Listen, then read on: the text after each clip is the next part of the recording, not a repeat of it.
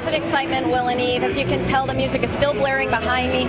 And Christie did finish his announcement about 15 minutes ago. He took about 30 minutes to give his speech, and really it was a very invigorated crowd here. We are standing in the gymnasium at Livingston High School in Livingston Township, New Jersey. This is actually where Christie went to high school for 3 years, and he was elected class president for those 3 years.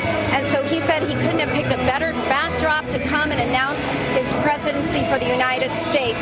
Now, Christie is the 14th major Republican candidate to toss his hat in the ring, and he is the 4th governor. Now, he acknowledged that he's not the most popular because of his no-nonsense approach. Now, of course, he did touch a little bit on his work here in New Jersey as governor. He touched on his reform of state pension, health benefits, even teacher tenure, as well as not increasing taxes for the past 6 years, all things that got Christie some raving applause here from his supporters.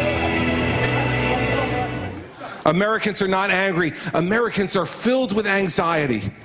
They are filled with anxiety because they look to Washington, D.C., and they see a government that not only doesn't work anymore, it doesn't even talk to each other anymore. It doesn't even try to pretend to work anymore. We have a president in the Oval Office who ignores the Congress, and a Congress that ignores the president. We need a government in Washington, D.C. that remembers you went there to work for us, not the other way around.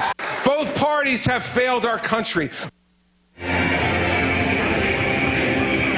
He did touch on that quite a bit, actually, that Washington, D.C. right now doesn't have the leadership that it needs, and he's hoping that that's going to help invigorate the national voter in order to support him. Now, recent polls have Christie at an all-time low here in New Jersey. He has an approval rating of 30%. However, I did speak to lots of supporters here, and they tell me that it's because of his no-nonsense approach.